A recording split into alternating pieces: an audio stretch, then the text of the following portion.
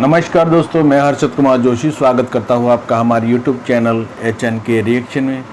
दोस्तों, आज मैं फिर से एक नया वीडियो आप सबके लिए लेकर हाजिर हो गया हूं।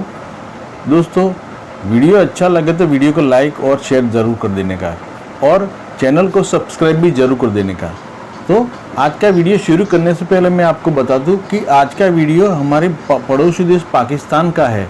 वैसे पड़ोसी तो नहीं, लेकिन हमारा एक कटा हुआ भाग है पाकिस्तान। मैं तो वही समझता हूँ, क्योंकि पड़ोसी नहीं होते, हमारा एक कटा हुआ भाग है भारत का। हिंदुस्तान का कटा हुआ भाग पाकिस्तान है।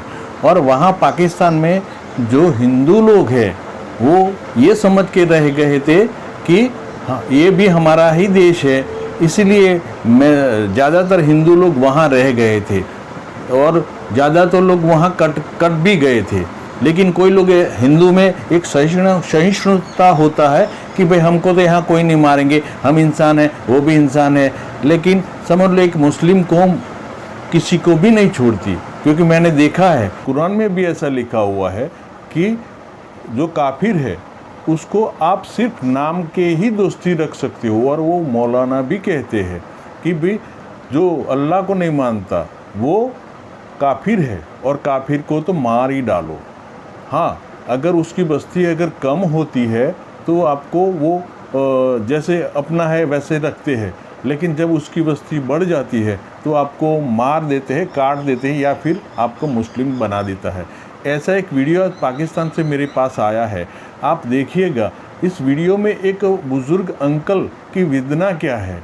आप और मैं तो यहाँ हिंदुस्तान में बैठे हैं, इसीलिए हिंदू की बस्ती ज़्यादा है, इसलिए आपको ज़्यादा कोई तकलीफ़ नहीं है। फिर भी अमुक जगह पे, भारत देश में अमुक जगह पे जहाँ मुसलमान की बस्ती ज़्यादा है वहाँ हिंदुओं को खतरा ही है। ऐसा एक पाकिस्तान अंकल का जो हिंदू है लेकिन पाकिस्तान में गलती से रह गए, इसकी अभी क्या हालत है उसको वो हमारे भारत के प्राइम मिनिस्टर और अमित शाह को एक विनती करते हैं कि हमारी कुछ मदद करो, क्योंकि उसकी जो तकलीफ क्या है वो उसके मुंह से ही आप सुनिए। Dear mister Modi, mister Amit Shah, mister Jaishankar, मैं एक पाकिस्तानी हिंदू हूँ, रिटायर्ड हूँ, सिंधी हिंदू हूँ। 1947 में बहुत सारी फैमिलीज हमारे भी रिश्तेदार इंडिया माइग्रेट हो गए, मगर बहुत सारे ऐसे बदनसीब भी थे जो रह गए। वो इसलिए रह गए कि ट्रेनें ऑल ऑफ सडन बंद कर दी गई। जो भी हुआ, अभी हमारा प्रॉब्लम यह है कि हम पाकिस्तान की पॉपुलेशन के, कोई कहता है हम 1% हैं, कोई कहता है 2% हैं, जो भी हैं, मगर हमारी बेटियां बहुत तकलीफ में। मैं पाकिस्तान की बुराई नहीं कर रहा, मगर हकीकत तो कहनी पड़ेगी ना। हमारी बेटियां बहुत तकलीफ में। गुजरे हुए 12 सालों में कोई 13 से 14 हज़ार लड़कियों का मजहब बदला गया है। 2 दिन पहले एक दिन के अंदर 6 हिंदू लड़कियों का मजहब बदला गया। हम कुछ कर भी नहीं सकते और हम चाहते भी नहीं हैं कि आप हमारी वजह से पाकिस्तान से कोई फट डाले। हमारा मकसद ये नहीं, हम सिर्फ एक ही अपील करते हैं कि प्लीज़ ये जो पाकिस्तान इस्लामाबाद एम्बेसी पाकिस्तान में जितने भी हिंदू और सिख लोगों की एप्लीकेशंस पड़ी हैं माइग्रेशन के लिए या India as a refugee status के लिए, प्लीज़ इनको वीज़ा दीजिए, प्लीज़ इनको वीज़ा दीजिए। कोई कहता है 10,000 हैं, कोई कहता है 1 लाख हैं, मगर बहुत हैं। लोग बैठे हुए हैं। ऐसे भी लोग हैं जिनकी एप्लीकेशन 1-1, 2-2 साल से पड़ी हुई है। मेरा 2 साल पहले मेरा एक भांजा उस अपनी बहनों के साथ माइग्रेट होना चाहता था, उसको वीज़ा नहीं मिली। बाद में उसकी बहन को किडनैप करके उसको अगवा करके उसका मज़हब बदल गया। ऐसे किस्से बहुत हैं सर। हम लोग मजबूर हैं। हमारी लड़कियों को से कभी फंसाया जाता है, कभी उनका ब्रेन वॉश किया जाता है, कभी उनको बकरी की तरह उठा के ले जाते हैं और हम कुछ कर नहीं सकते।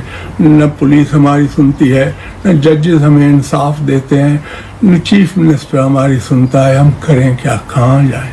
हम मजबूर हैं। हमारी बेटियां मुश्किल में, हमारी माएँ रोती हैं। सर, आपकी भी तो माँ थी, अभी नहीं है।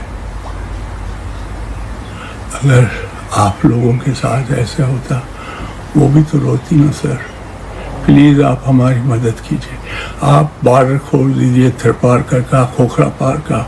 जो गरीब, जो अफोर्ड भी नहीं कर सकता, उसको आने दें। ये बेचारों की हालत ऐसी है, जब इनकी बेटियां अगवा हो जाती हैं तो ये लॉयर की फीस भी अफोर्ड नहीं कर सकते सर।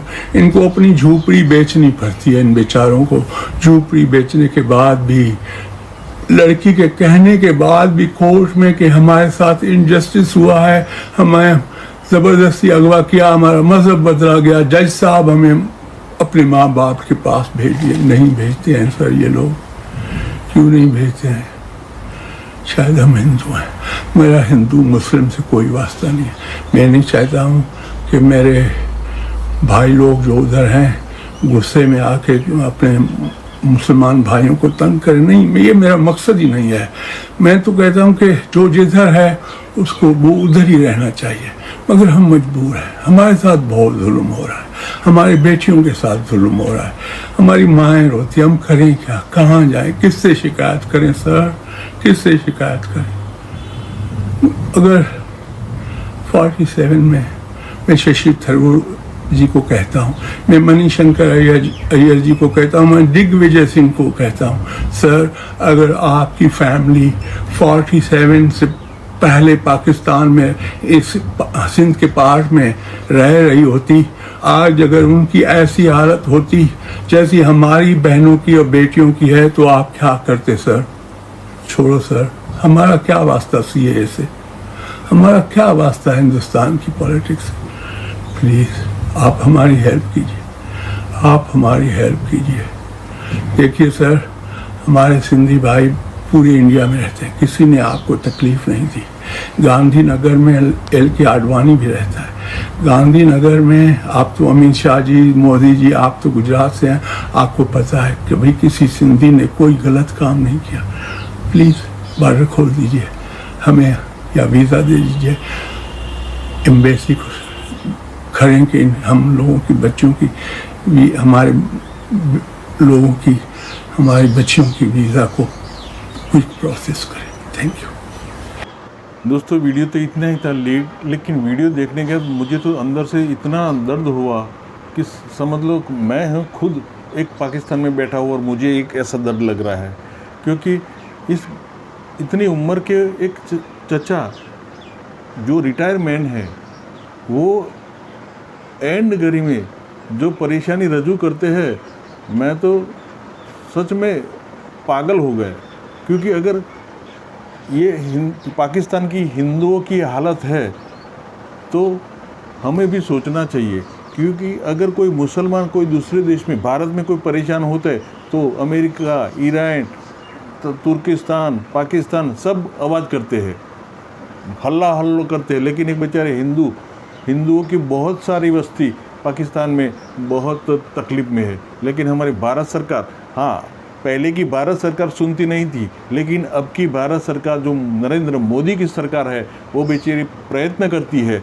लेकिन ये देश के साले गद्दार लोग हैं जो साले मुसलमान की तरफ के बारे में बात करते हैं, वो साले बहुत सारे गद्दार हैं। लेकिन इसमें मैं उसको नहीं दोषी समझता हूँ, लेकिन भारत के हिंदू लोग हैं ना, वो भी साले बहुत सारे गद्दार हैं।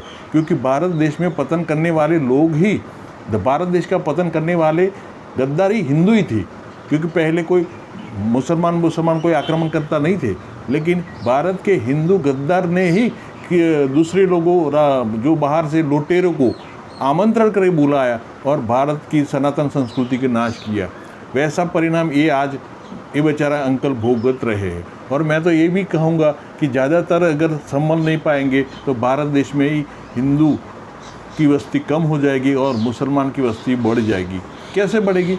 मुसलमान क्योंकि बस्ती बढ़ने का कारण एक ही है कि वो अपनी बच्ची, अपनी मामी, अपनी काकी, अपनी भतीजी, चाची, काकी, मामी सबके साथ वो उसके पास 5-5 बच्चे, 20-20 बच्चे पैदा कर देते हैं। उसका दूसरा कोई लक्ष्य, सुअर की तरह अगर जिएंगे, बच्चे पैदा करेंगे और सुअर की तरह गंदगी फैलाएंगे तो पूरा विश्व का नाश हो जाएगा।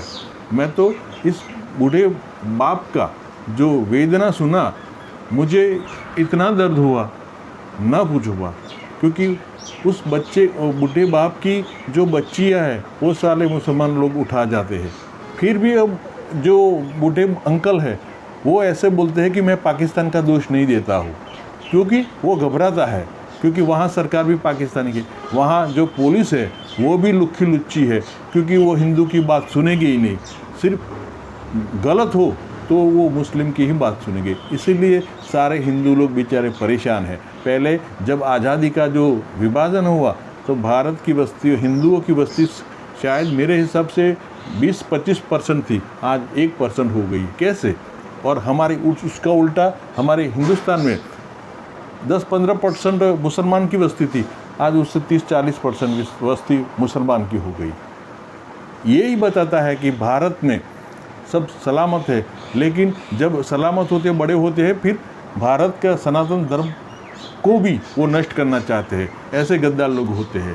तो मुझे तो भारत सरकार को एक कहना चाहिए कि आप भारत देश में हिंदुओं को ज़्यादा से ज़्यादा, बाहर से कोई तकलीफ़ वाला है तो उसको लाइए और उसको बेचारों को बसाइए, क्योंकि क्योंकि हिंदुओं को भारत के सिवा कोई भी देश नहीं है, क्योंकि पूरे सनातन धर्म का विकास भारत देश ही है।